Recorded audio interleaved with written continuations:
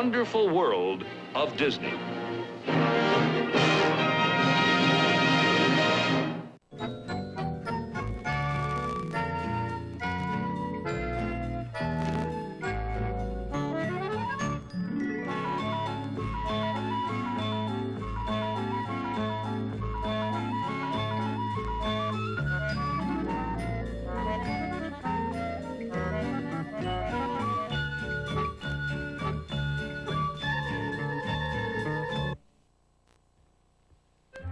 Now, if you recollect, last week our story began when a young ranger named Joel Barnes inherited a handful of lynx kitten, all because of some well-meaning but misguided tourists. It was against regulations, but there wasn't much else Joel could do. So he adopted the kitten and named him Lefty. Well, right off the bat, Lefty adopted Joel's Irish setter, Brandy.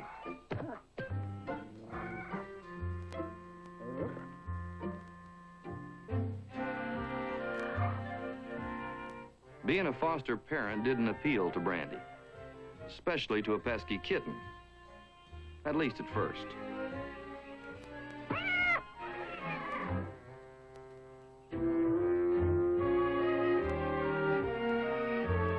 But then the second thing Lefty did was started running feud with Joel's sled dogs.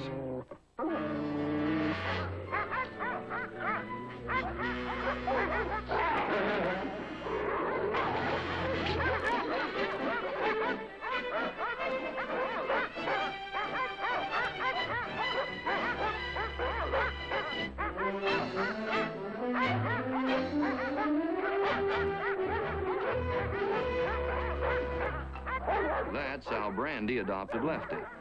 After that, she doubled as playmate and protector. And when a game with a playful elf calf was interrupted by the mother, Brandy proved she could handle just about any kind of protection problem.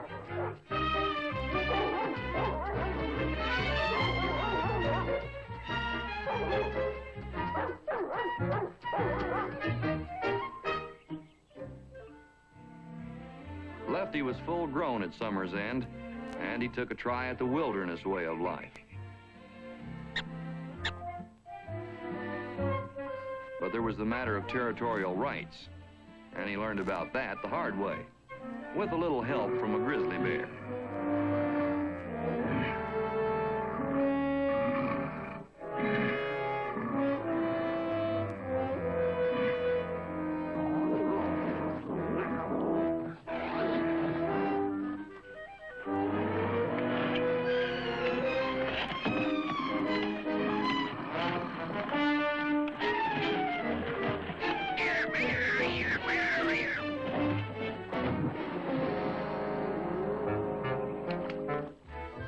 Lefty didn't fare any better with critters his own size, especially one mean wolverine.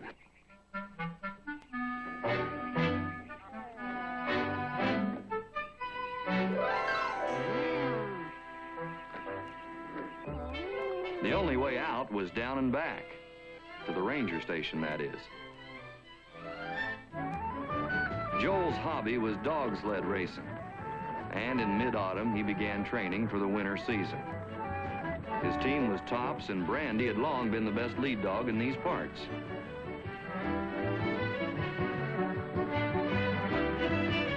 But that was before that Dingaling Lynx arrived. Full grown or not, Lefty still figured he was just a playful kitten. And so did Brandy.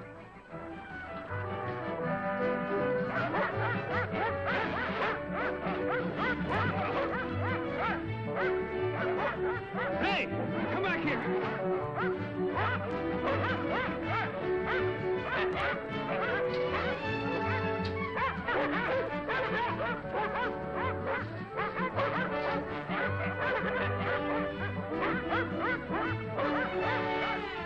That was one time too many.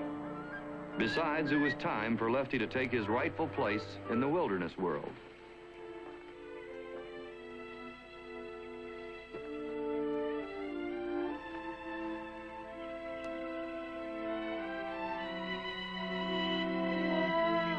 Take care of yourself, Lefty.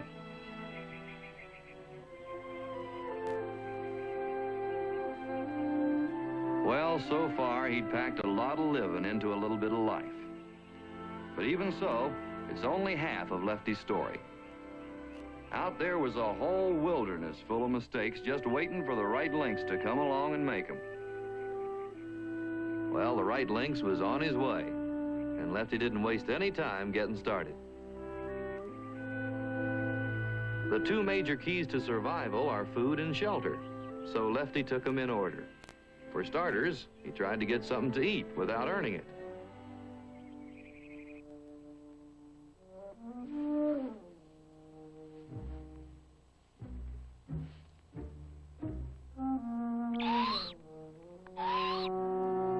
Lefty was about to learn one lesson from this wise old owl.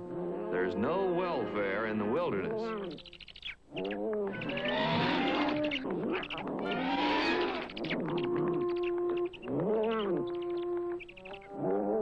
That owl made a good case. It seems possession is 10 points of the wilderness law, whether it's food, shelter, or both. Here, for instance, at first glance, Lefty thought he'd found a den and a dinner all in one. Second glance, second thought.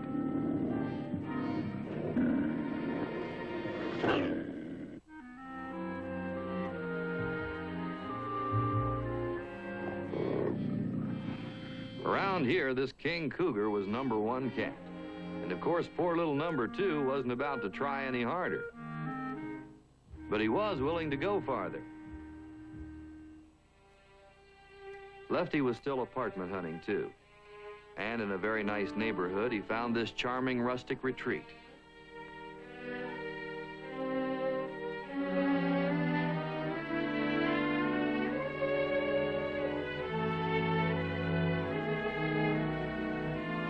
Yep, it was just about perfect, except for one drawback.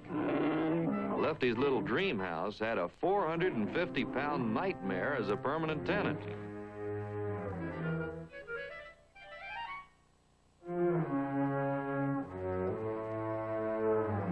Ooh, was he big? All at once, the bear got that funny feeling like somebody was watching him. He couldn't see anything, so the old boy figured he might as well go on to sleep.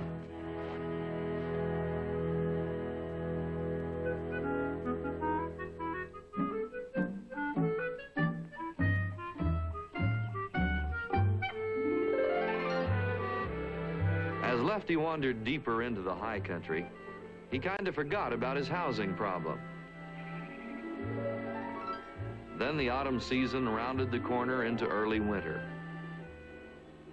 Of course, Lefty had been accustomed to a nice warm headquarters, and that first touch of snow took a little getting used to.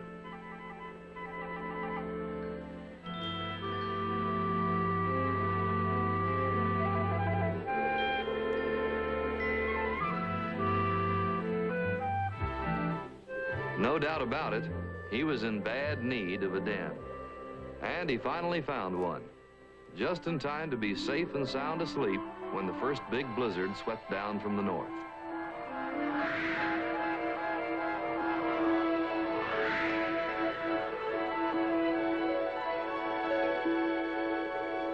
In the aftermath of the storm, there was the new beauty of a white wilderness, and along with that, the deadliest danger of deep winter. The next morning in the Forestry Service, avalanche patrol was the order of the day. Joel Barnes was assigned to solo patrolling, and he figured it was a good idea to have a dog along. Besides, Brandy was almost her old self again these days, and so Joel was being a little lenient about mixing his work with her play. That came close to being a serious mistake, as it turned out later on. Right now, though, there was the first avalanche busting to be done. An avalanche starts with the sudden slide of a snow cornice or overhang. It can be incredibly powerful and destructive and unpredictable. The best protection against a big avalanche is to trigger small ones under controlled conditions. One way to do that is to break loose any threatening snow mass with dynamite.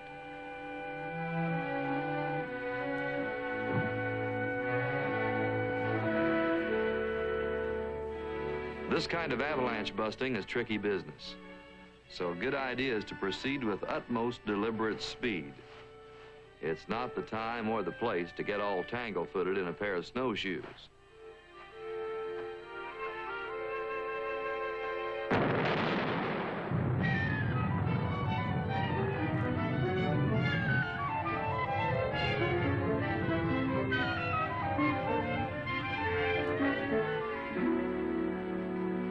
This was the very next dynamite stick, and the hidden hazards of mixing work and play were about to come to light.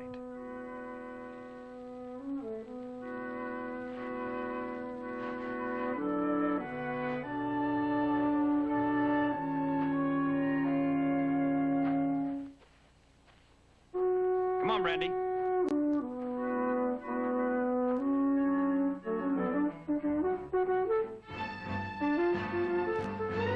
Brandy. No, come. No, don't come. Brandy. No, no. Brandy, drop that. Drop it, Brandy.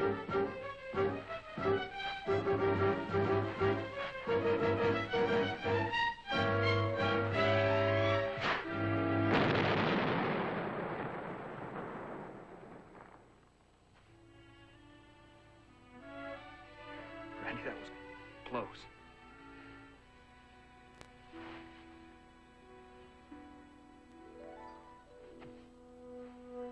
By early afternoon, Joel had covered his assigned territory. It was about time now to begin the long drive back to the station. There was going to be a delay, though, all because of a little avalanche busting by the method called kicking them down. It's not approved procedure, but Joel was tired and a little careless.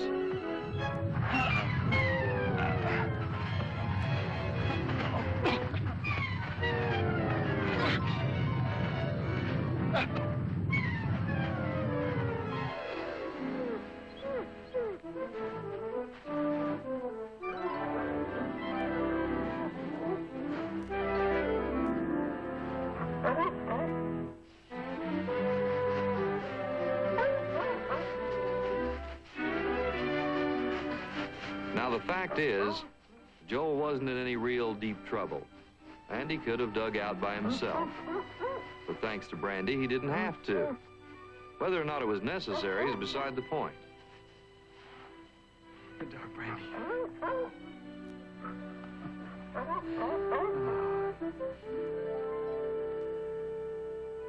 One morning, a few days later, Lefty woke up hungry, and as usual, set out to find a filling for that empty feeling.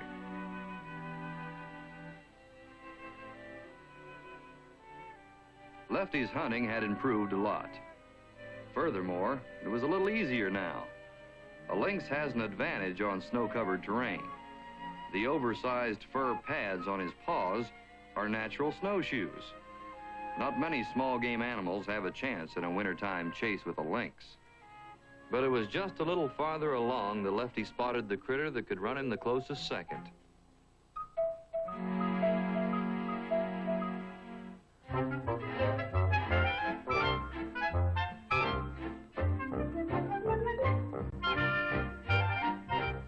This was a losing race that was about to run its course. Just short of the finish line, though, the rabbit's pursuer became the pursued.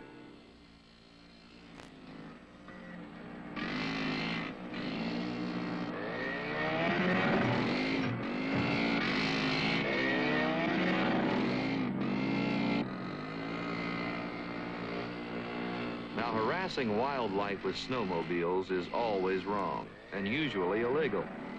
But Lefty had just crossed trails with a few of the renegades that give a good sport a bad name.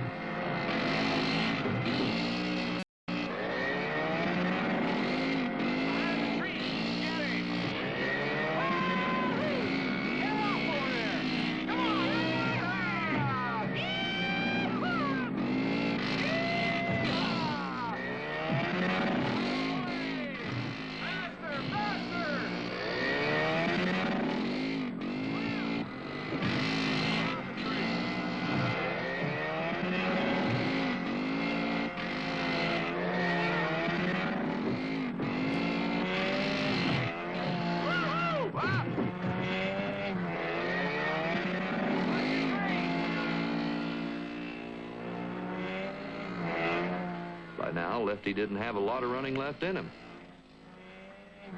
But as usual, old Dame Fortune seemed to have a motherly interest in Lefty, because just down the hill, there was a lucky break already in the making.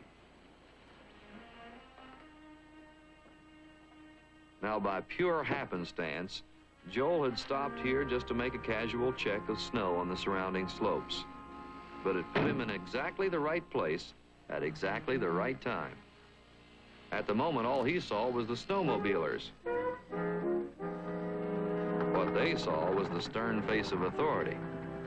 There's the ranger. Let's get out of here. What Lefty saw was a chance to parlay a lucky break into a big reunion.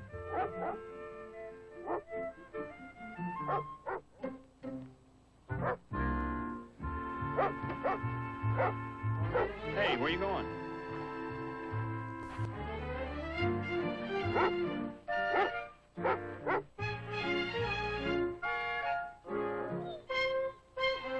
Well, I'll be Lefty.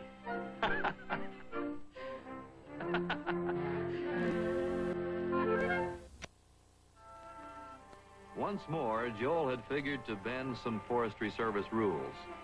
He'd convinced himself that times were tough in the wilderness, and that a home-cooked meal and a short visit with Brandy would be good for Lefty. It was a nice, thoughtful idea. Too bad it didn't work. But it seems there was this snowplow, and there was this lonesome, long-winded operator. Hi, Joel. Hi. Any problems that way? Oh, it's all clear. How about up ahead? Oh, just a lot of snow. Nothing you can't handle. I'm glad I'm not on top of the divide. They got 12-foot drifts up there. 2 or 3 stranded cars. Even those old rotary jobs are having trouble getting through. Yes, sirree, I tell you, I'm glad we're down here in the land of sunshine. To Brandy, this looked like a good time to have a fast go at the snow and a little tussle in the tunnel. We'll see you.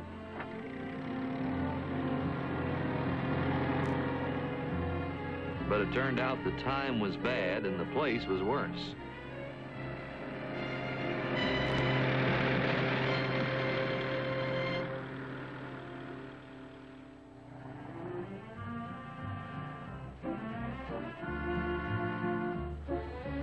Well, the combination of freezing air and a bare neck soon got the message through to Joel.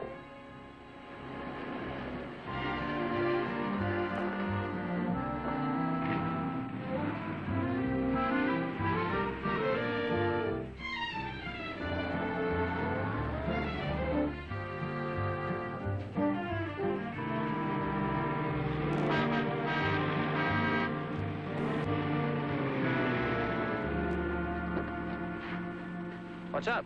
Did you see my dog and the lynx along here? The what? My setter and that tame lynx. They must have slipped out while we were talking back there. Did you happen to see them? Nope. I've been watching the road, though. I could have missed them. I'll keep my eye open. Yeah, well, thanks. I'll take a look around. Doggone it. The snowpack over the culvert could have become a deadly seal, except for Brandy. The snow as a barrier to sound was another problem.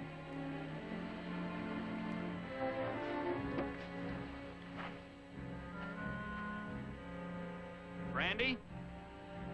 Brandy! Brandy!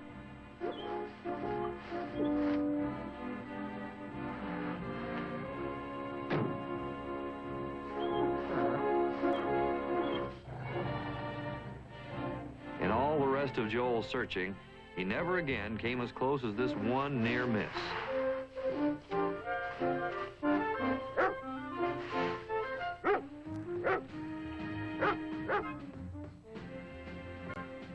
Well, there was a long and troubled road to be traveled, but at least things got off to a carefree start. Just 2 good friends romping through a winter wonderland.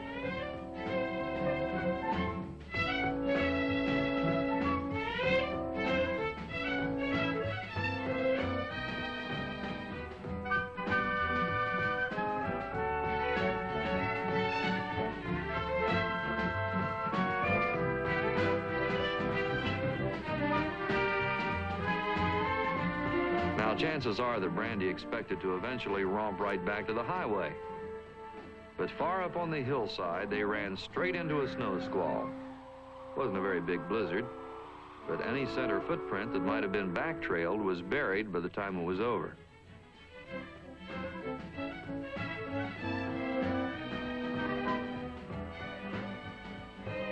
Now, Lefty wasn't exactly a veteran of wilderness living, and Brandy was a pure amateur, and so food for two could have been a big problem.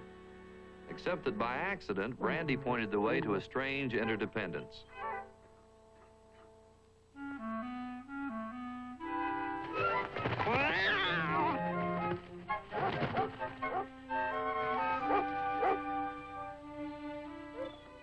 When Brandy pointed the pine grouse for the second time, Lefty already had the idea, and now he knew how to handle it.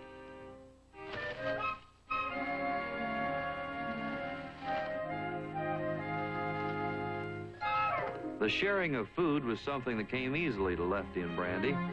They'd always done that. During the days that followed, though, there were times when Lefty got a little high-handed. But Brandy soon learned that whenever Lefty wanted to handle the hunting by himself, the game was generally the lynx's specialty, a rabbit.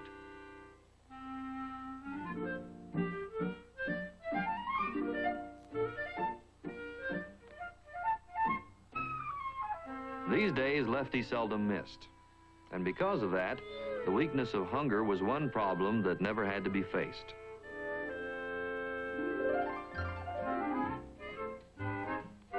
Considering the long days and longer miles of this journey across the wilderness, it's too much to expect that Brandy and Lefty would escape all danger.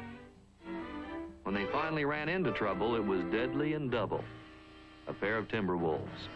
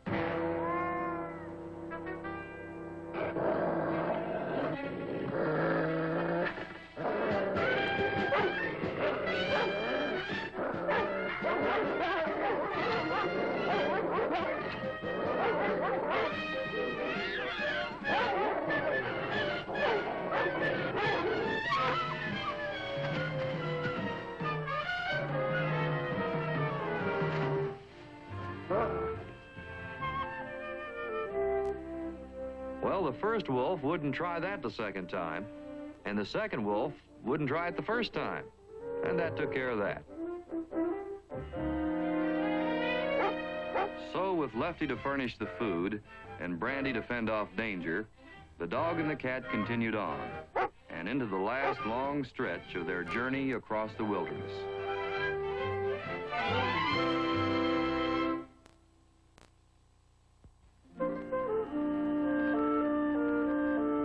There came a day in midwinter when the two travelers moved out onto another snowy crest. And this time, in the valley below, there were the roads and buildings that meant people. And to Brandy, people meant Joel.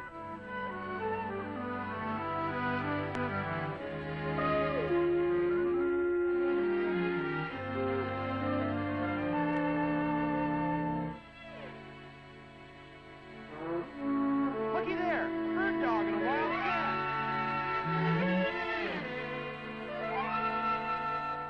That's a lynx. Hi, dog, who's your friend?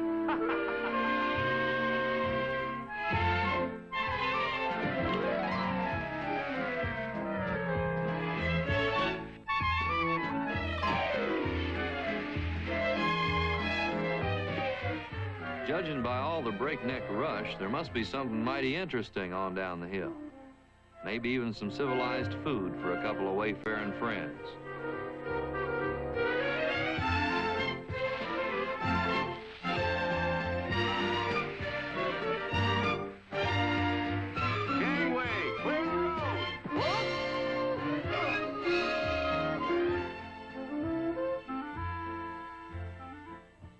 Now turn a dog and a cat loose in a ski resort, and most anything's likely to happen.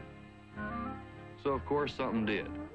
It all started with the aroma of food from some freshly emptied trash cans and a worker that spotted the dog and missed the cat. Get out of here, dog. Go on. Go on. Go on.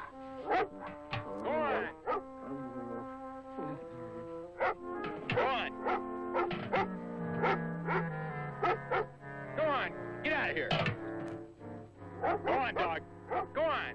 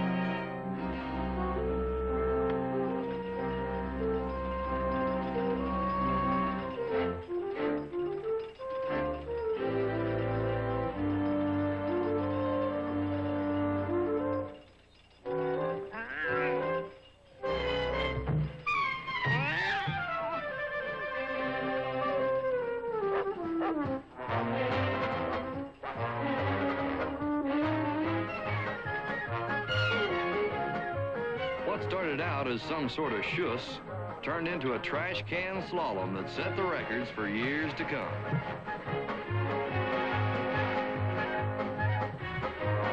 Look out!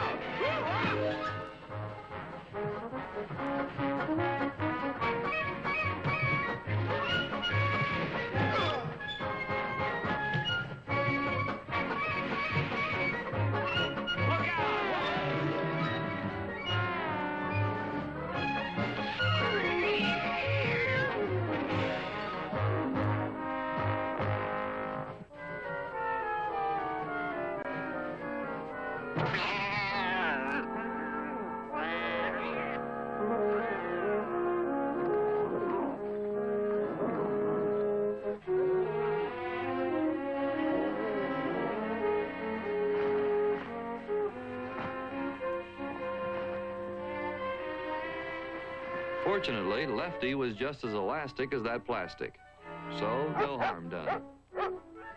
This time, though, they'd try the friendly folks down in the village, likely get more charitable treatment. Merry Christmas. Merry Christmas. Have a nice Thank Christmas. you. Thank you.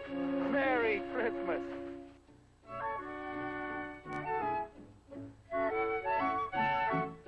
They sure homed in on the right party. A soft-hearted Santa with a special weakness for stray critters. My, you're a pretty dog. Let's see who you belong to.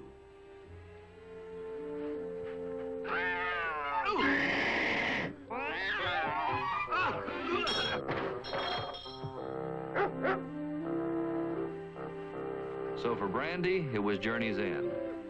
She'd be home for Christmas with help from Santa Claus and an identifying tag. And Lefty? Well, after all, he'd been born here in the wilderness. So actually, he'd be home, too. Now he could get on with the important business of just being a natural lynx. At least for the time being.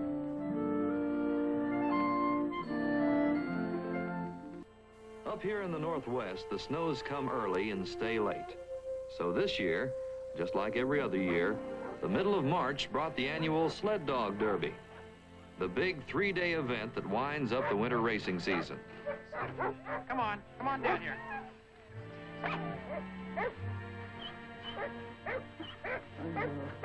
Sled dogs and dog sleds haven't changed a lot in all recorded history. The fast Siberian Husky and the Alaskan are still popular. Also the Samoyed and the Malamute, plus a few offbeat innovations, including at least one bird dog. There's even less difference between sleds. This old-timer is classic, hand-formed wood fastened with leather thongs. It's lightweight and flexible. On the other hand, most newer models are bolted together. It's a two-way choice.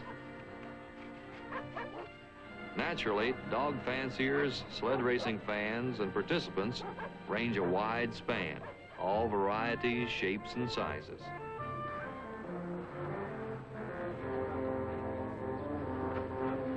In a sled derby, the most colorful competition is likely to be between the teams of 7 or more dogs, and that event was coming up next. The course had already been laid out by Snowmobile. That left only last-minute instructions for the drivers. 2, 1, time. Come on, here we go. Now, at timed intervals, the teams hit the trail for 15 miles of tough sledding. On the line. Next team. Come on. Time. Hike. Go! Come on, move out. Go. Hit it. Hike. Watch him go. Hike. Yay, get him, Bill.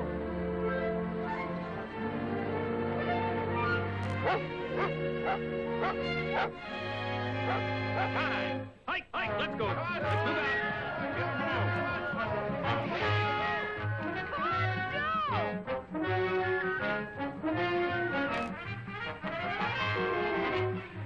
Generally speaking, a dog derby isn't a big thing money-wise, maybe a few $100s for the top team. What's more important is the pride of winning and the trophy to back it up. In Joel's case, though, there was something else at stake here. Since Brandy's return from the wilderness nearly 4 months ago, she'd run and won in a few minor races. But this 3-day derby would decide whether or not Brandy was still really tops as a lead dog.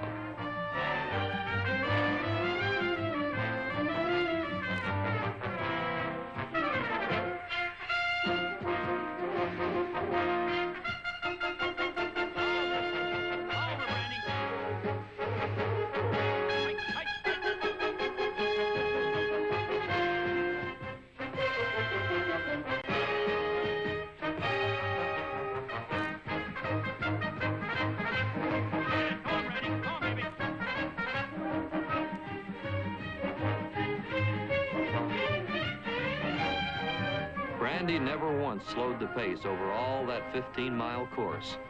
And then she brought Joel's team honking down the home stretch with an average of less than 4 minutes for every mile.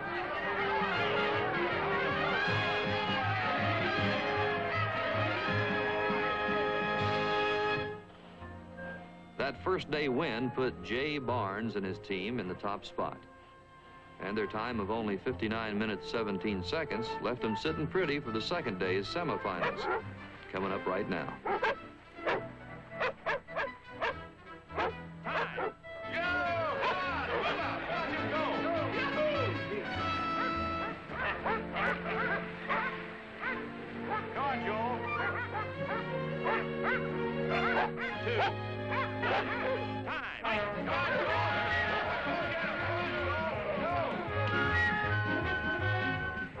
Now, a dog derby may look like just a joyride, but it's actually a bone-jarring endurance test for both dogs and drivers. To even stay in the running, they have to work together. That would become quite a problem before this day was over.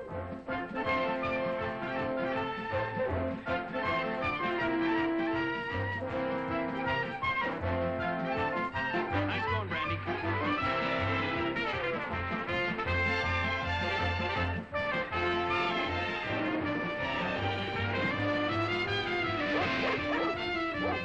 On by, hike on by.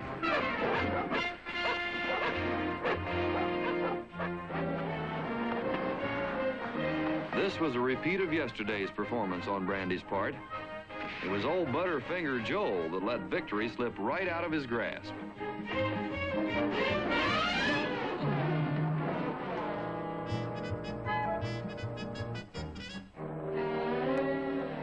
Brandy, stop! Wait a minute, Brandy! Brandy! Come back, Brandy! Come back!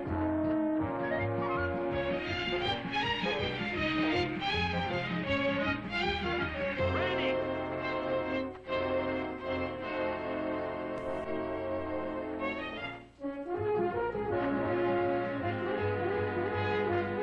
Tough break. Yeah.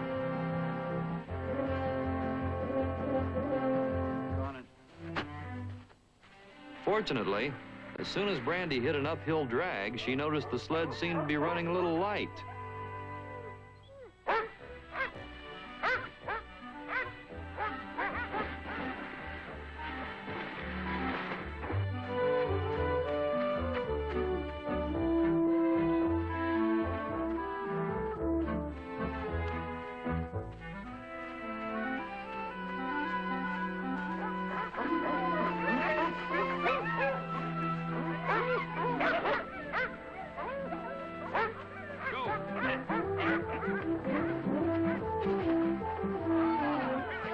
Well, one way or another, they managed to finish the race and make up a little lost time, too.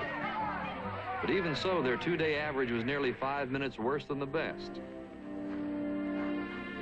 That was a tough handicap to carry into the third and final day of the Derby. Well, good luck.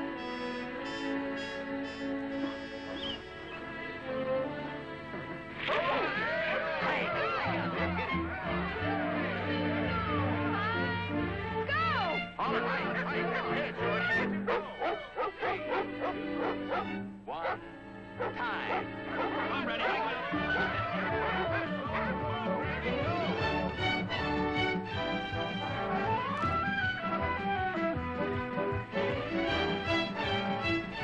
Brandy had hit the trail right on and all out. Within the first few miles, Joe was picking up time and passing other teams. If he could get the lead and hold it, he could win.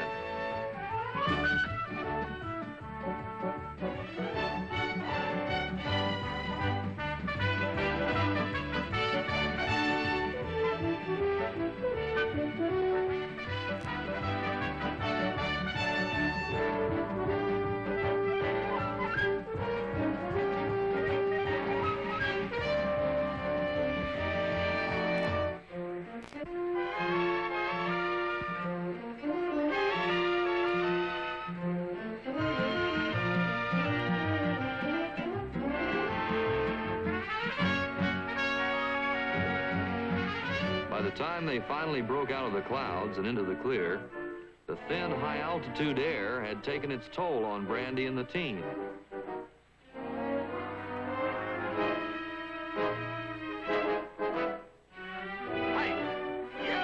Get him, Bill. Maybe these Malamutes weren't the fastest dogs, but they'd been trained for long-distance running. And here at the three-quarter point, it looked like that was going to pay off.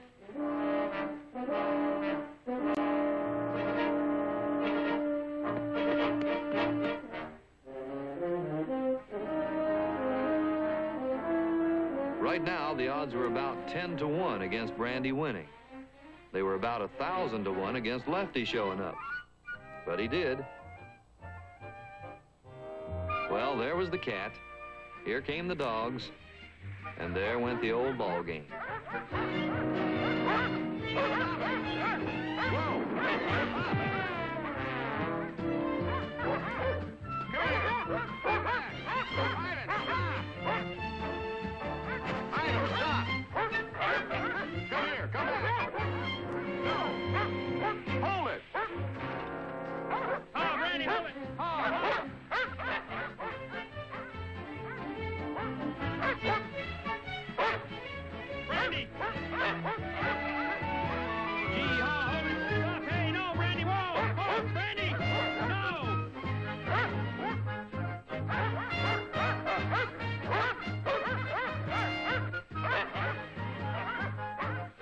The Malamutes got back in the act about the same time Lefty discovered easier going.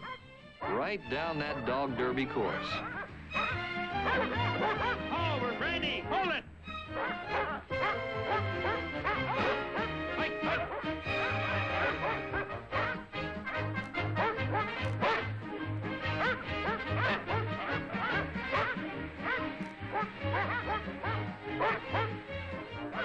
Lefty didn't know or care about that finish line. It just happened to be between him and where he wanted to go. And, of course, Brandy just wanted to catch up with old friend Lefty. And all that made Joel the dog derby winner. Thanks, thanks. Hey, Go! There they go! Brandy! Naturally, Joel couldn't see winning the derby and losing the dogs, especially Brandy. If she got away with that Dingaling Lynx again, they just might pull another 7-week vanishing act.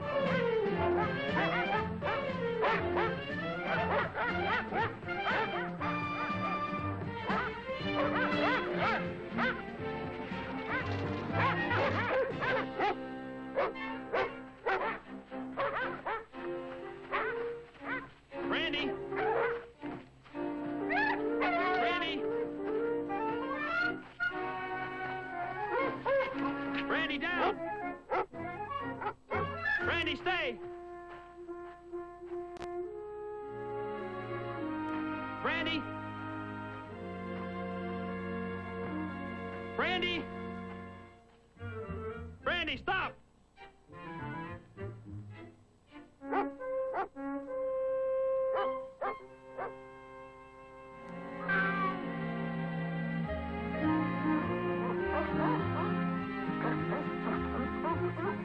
Well, this was almost like old times, but not quite. After all, these friends had been separated for several months. Meantime, there'd been a change in Lefty's life, and he couldn't wait to let Brandy in on it.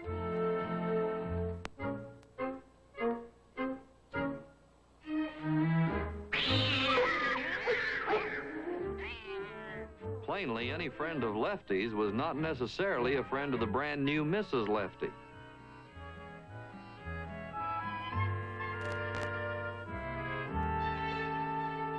In fact, she was ready to claw that redhead's eyes out. Lefty was a little embarrassed, but he listened good and got the message. And so did Brandy. This could have marked the happy ending of a beautiful friendship. But that Lynx was the cat that always came back.